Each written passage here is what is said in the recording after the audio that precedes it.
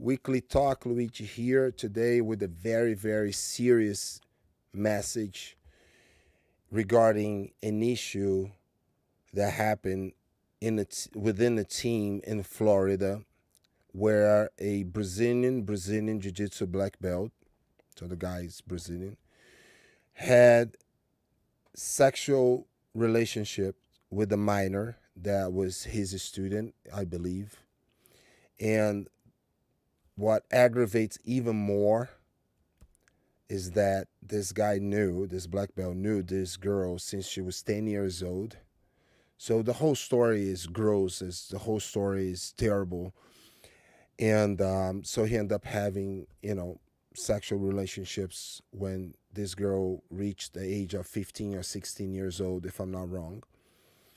And also, the second big issue is that it seems that the leaders of this association in Florida gave somehow shelter and support to the man, this black belt, that did this, crossed so many different lines. And in my opinion, one is a criminal line. If you go to jiu-jitsu.com, if you go to other Brazilian jiu-jitsu martial arts outlets out there on the internet, you can have access to this whole information. I don't have the name of the guy. I have the name of the team, but I'm not here trying to, I'm here to say how disgusted I am and how wrong this whole thing is. Number one, the adult married guy, that he has kids, I guess, having a sexual relationship with a girl, underage girl, 16-year-old, that he knew since she was 10 years old. So that alone, I feel like, deserves a criminal investigation, and something has to be done. But also because the two leaders of this team gave this guy support, paying the lawyers for whatever reason. I guess the guy gives a whole explanation, which in my opinion makes it even worse. So my stance, if that ever happened in my school or within anybody in my association, would be expel the person, number one, and never let that guy cross the door at my gym. Number two, I'll be the first one talking to the family, making sure that the family and the girl were psychologically being taken care of. And number three, we have to call the authorities and do the whole investigation. And this person would have to go through the justice system, being persecuted, judged, the whole process. Like any other pedophile, in my opinion, because we have laws to protect our kids and our teens and our youth against predators. But it seems that the association that this guy was part of did not work the way that they should to address this the proper way. First, taking care of the family. Number two, making sure that they were proactive, collaborating with the authorities. Because if we don't do that, we are siding with the oppressor. So I do believe in that quote. I mentioned this many times in my videos, where it says, if in the case of injustice, if you're silent in the case of injustice, you are siding with the oppressor. So if you guys do your own research, you're going to see the whole thing. And I just want to say this was terribly handled by the leaders of the association. I don't know if they tried to keep this on the, under the radar to not affect their image and etc. But I think if they had done the right thing right away, it would look better than right now. But so in this video, I want to just address how I think, and this is going to be specific to one scenario only, and I'm not exploring all the other scenarios. But first of all, and this is a no-brainer, and I'm a father of two women. One daughter is 28 years old. The other one is 26. So as a father of 2 women, and my concern when they were grew up was, of course, among many other concerns, was always their safety. So number one is adult having any relationship with a minor, in my opinion, under my religion beliefs, under my morals and ethics and the way that I was educated, it's a crime. Period. It's not wrong. For me, it's a crime. We have to protect our kids. We have to protect our teens. We have to protect our youth against sexual predators. And this black belt was a sexual predator. Like in any other group, race, religion, profession, we're going to have the bad apples. And we have to speak against them to separate these bad apples and expel these bad apples and make these bad apples go through the justice system, like I said, to not let anybody else. I need to protect my profession, and I'm a martial arts coach. I need to protect my class. I know 99% of my black belt friends are amazing guys, fathers, coaches, respectful, and etc. But we're always going to have a small percentage, and we have to make sure that we expel these people from the groups that we're part of. Now, very specific, male towards female. So number one, like I said, adult, minor, for me, is crime. It's criminal, period. Number two, I feel that Brazilian Jiu-Jitsu, specifically Brazilian Jiu-Jitsu, is an extremely helpful tool to empower women, to empower females. We can talk about many other different type of people. Right now I'm focused on females, women. Not because women needs our protection, but also I believe, I'm old school, so I believe that if I can be of any protection, I will be. But I believe in giving everyone the ways and the tools to empower them, especially women.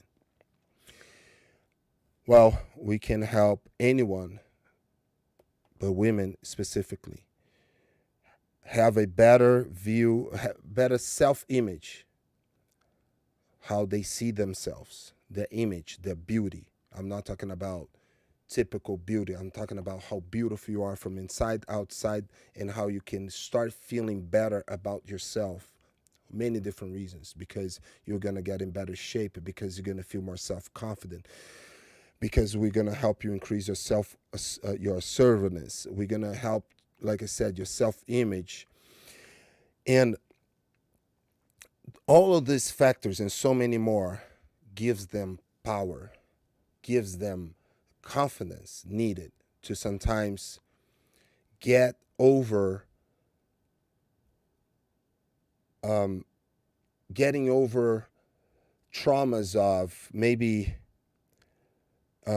because they went through abusive relationships, maybe because they have a tough childhood, because they were abused during childhood, maybe because as adults they were in abusive relationships with other terrible males.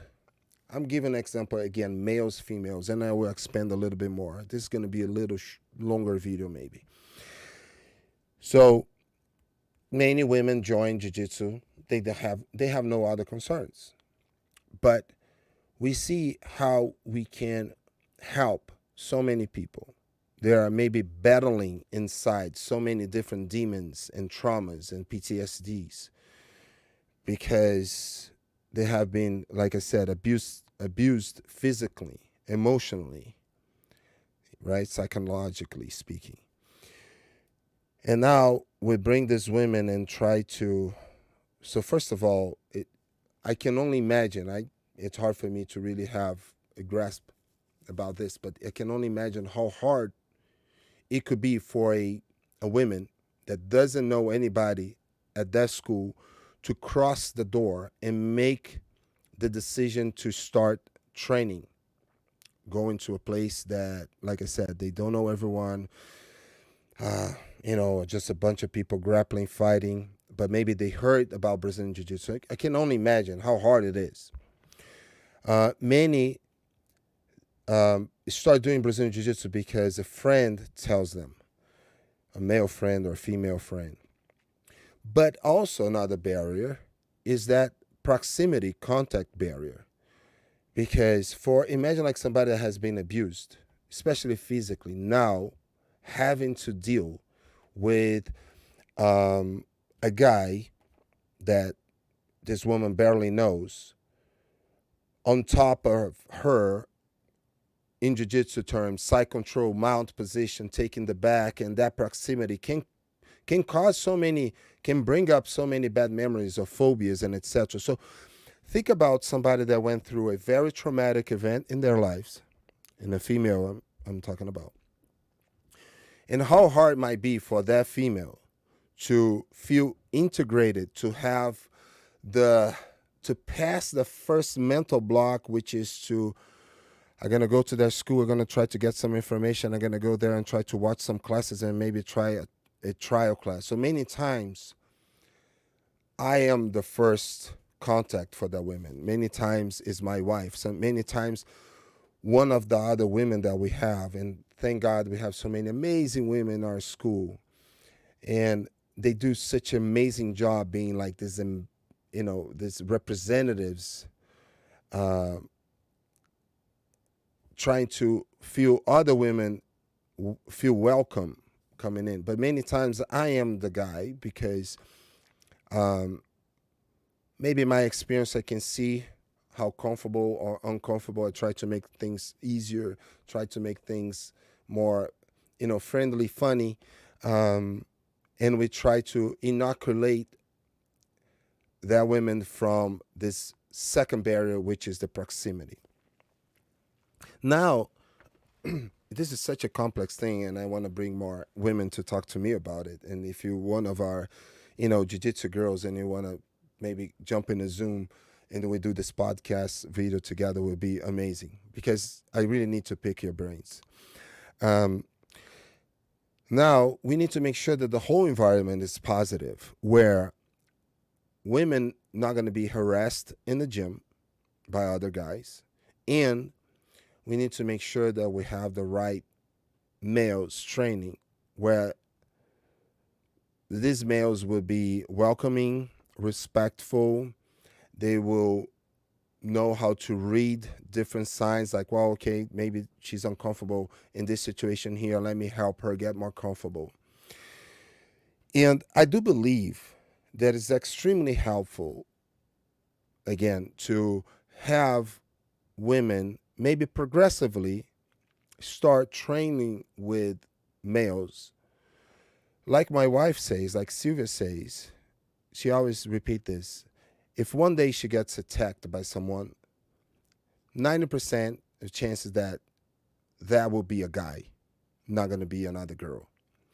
So she feels, and I know other girls feel the same way, other women in our school feel the same way. She feels that if she can fight and grapple a dude every day, and she grapples other girls as well, and the girls in my school grapple other girls, but they feel comfortable grappling other dudes. They feel that they will be able or have a better chance to defend themselves if needed so. So we males need to make sure that all of our female teammates feel comfortable, feel respected, feel integrated, feel that we are there to help them, to empower them, to give them the tools to win. And we need to make sure that we give them the best technique so they can beat a stronger, bigger person.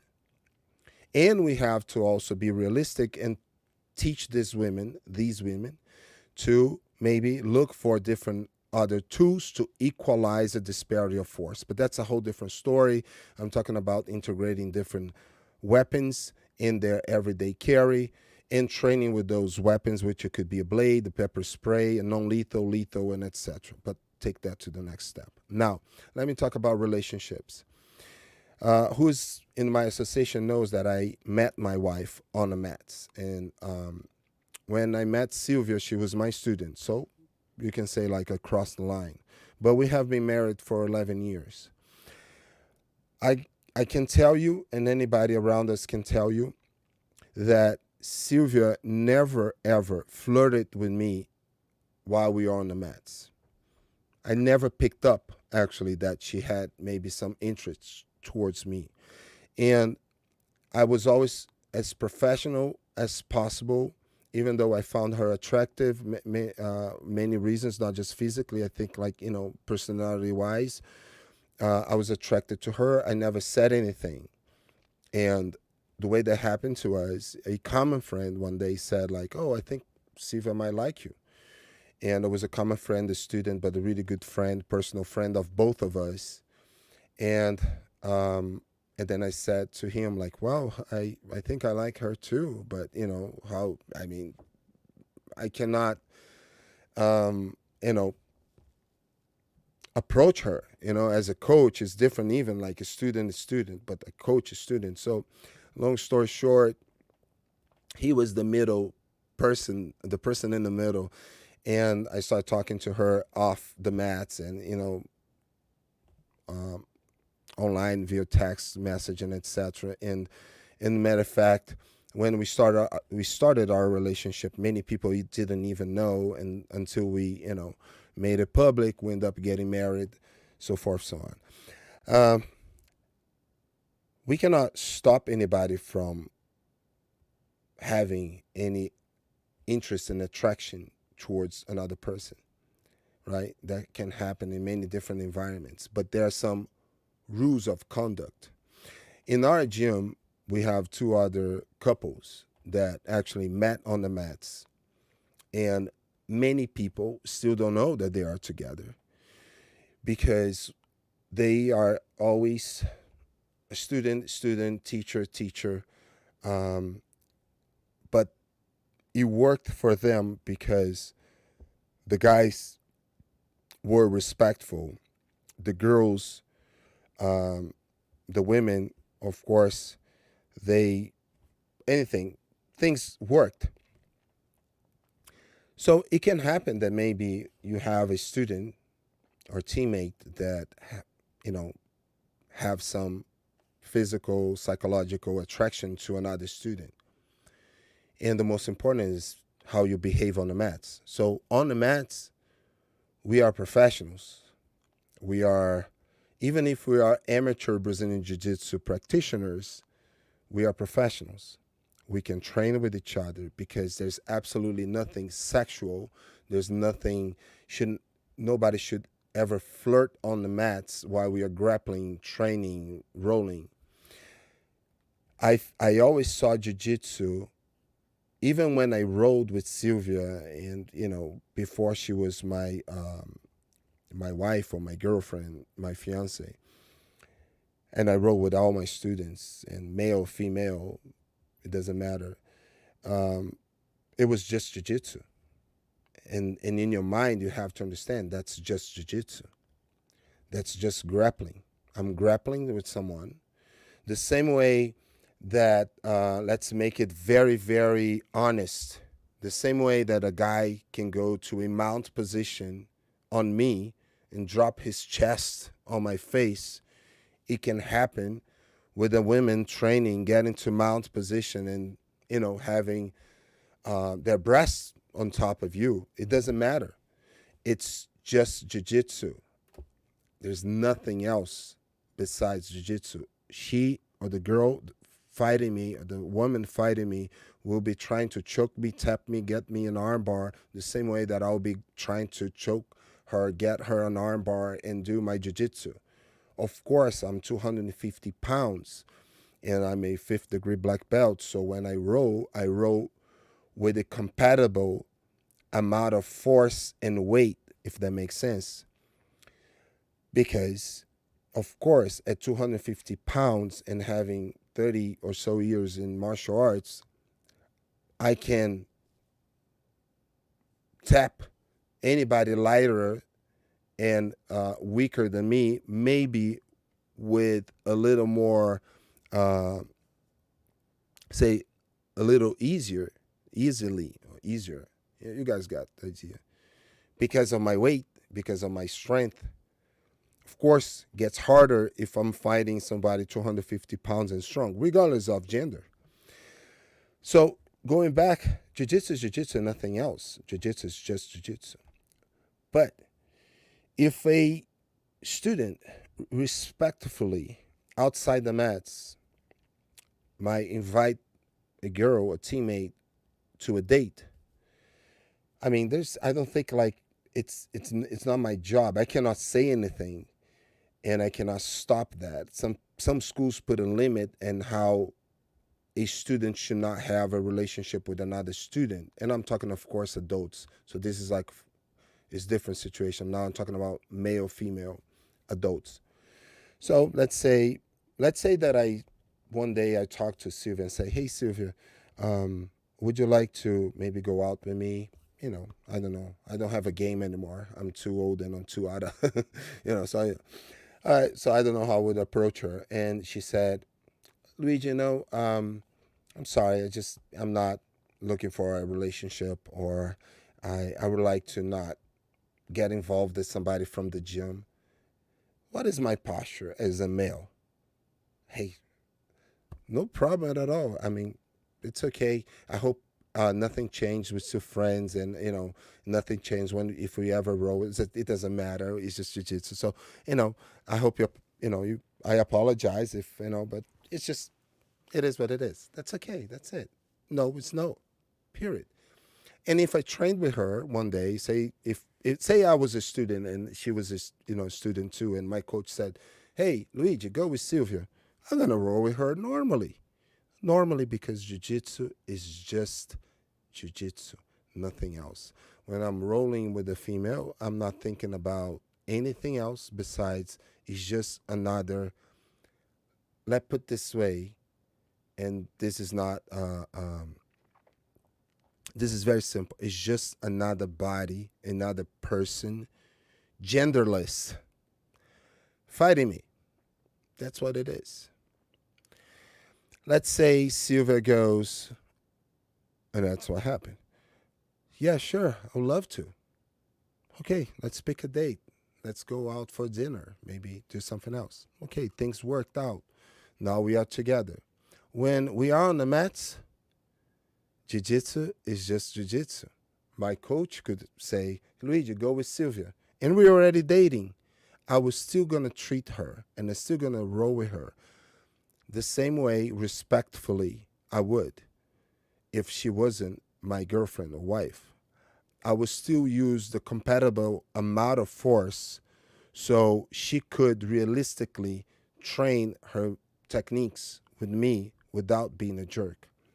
What it can never happen is, say, I invite Sylvia to go out. Hey, would you like to go out with me? And she goes, no, Luigi, I'm not looking for a relationship. I don't want to get involved with anybody from the gym. And then my coach says the next day, hey, Luigi, go with Sylvia. And then I tried some payback. If that ever happens, that male should be immediately expelled from the school with no second chance. That's the way that I see it. If a male rolls with a girl with any other bad intentions that makes a girl feel uncomfortable because he said things, maybe because he was provocative in any weird way, in my school, I will not give a second chance. Now, notice that things happen, right? Even between dudes. I could be training, and it happens. Let's be honest. We have to be honest. We have to be straight talk. Straight talk is I could be, training with some dude, me and, some other guy I'm training, and, all of a sudden his hand touched my butt or touched my things. And you take your hands off, of course, and you keep training. Things happen because we are in a full body contact. We're gripping legs, we're gripping arms, we're gripping sleeves, we are hugging, we're going for double hugs. We are having a full body contact. And sometimes one hand slips and touches here and there. That's one thing. And it's very common to happen, if that makes sense. Now, anybody knows when things becomes repetitive, when things becomes weird. A girl could come, and I really like what Roger Gracie did in his academy. He created an email where women or anyone can send an anonymous email. You create a fake account and send. Or you can ask to be anonymous to a specific email from his school where people can come up and tell what's going on. I like that idea, and I might implement that. Thank God in my gym, we have a strong rules of etiquette and we have a strong rules of conduct. And I never had that type of situation. And I would never, ever tolerate any male being disrespectful to any female. I would never tolerate, because first thing that comes to mind is I have a sister, I have daughters, and I have a wife. My wife is in a pretty good shape. She's a beautiful woman. She's a very, in my opinion, hot woman. And she rolls with every single dude from my school. And they know if they try anything funny with her, I don't need to do anything. She will handle what she's going to tell me, and she will kick that guy out. So I have my daughters in mind. I have my sister in mind. I have my wife in mind. And I have every single female student, underage, overage, in mind. We can never, ever tolerate any wrongdoings, any harassment from any male towards female. And again, I'm explicitly, I don't know how to say this, talking about males and females. It's our obligation to make sure, because we don't know. It happens more often within the female demographic than the male demographic. But it can happen in the male demographic too. But it will happen more often that there are higher chances that a woman or a girl getting abused by a male than, males getting abused. But also that happens. So here I'm addressing one thing. I believe Brazilian Jiu-Jitsu is extremely beneficial to all women. And it's extremely important that us, as professors, as coaches, as instructors, as higher ranked males, provide a safe, great environment for all these women, struggling or not, from all walks of life. It doesn't matter, to feel absolutely, absolutely comfortable. And if we notice that maybe that women have some problem with that proximity, it's our job to make sure that we help that women to overcome that.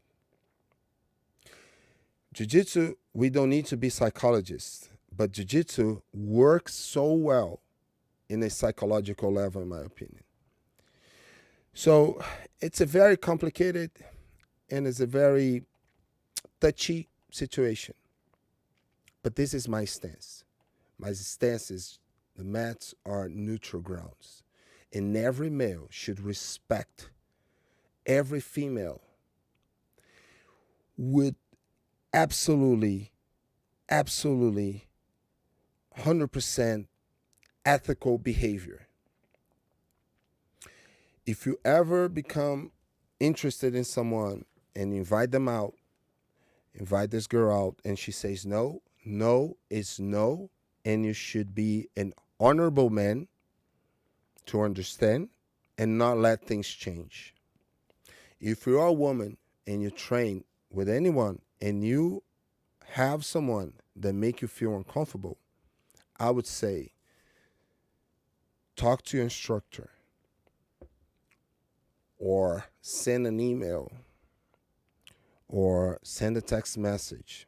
Find a way, because it's very, very important for us to know. Because sometimes things happen in a layer that we cannot see on an everyday because we're busy teaching because of this and that. But it's very important that we know. I know other schools where things happen where a student, male student, start texting other girls and all of a sudden start sending pictures, unsolicited pictures of his male parts to this girl. Can you imagine that? This is like something that guy should not train in any other jiu-jitsu schools. But I heard of these cases. And I can guarantee to you that if this ever happened in my school, that guy will be immediately expelled. And I'll make sure that if I see that guy training someplace else, I will give a heads up to the other coach. That's his decision. That's his decision. But I need to make sure that the other coach knows people still can learn, people still can change. I believe on that. But in my school, as I deal with a lot of adults, we all should know better. I don't think like a 22, 23, 18-year-old, a 50-year-old, I don't care the age of the male. I don't believe that anybody from 18 and up, 16 and up, I don't care the age. I don't think anybody should be told that, hey, that's wrong. You already know that that's wrong. So that's why me personally, I don't give a second chance. When it comes to something like this, a male harassing a woman, I don't give a second chance. If it's a male or anyone over the age of 18 harassing a minor, not only am I not going to give a second chance, but I'm going to call the police. That's me. So this is my message. It's a long message, and it's a very important message because it's one of my goals to make more women feel comfortable in training Brazilian Jiu-Jitsu, grappling, wrestling, or any art that is more grappling related, combative, self-defense that sometimes needs close contact. My goal is to bring more women to practice those arts because those arts can be extremely beneficial. So if, regardless of where you train, if you know one man about a man that has been displaying a wrong behavior towards women, I think it's your duty to come up and tell your coach, to tell whoever is the leader of your team, and it's the duty of the leader to dig deep, to know and find out the truth and take the right actions. And that's my opinion. Touchy subject, but extremely important to be addressed.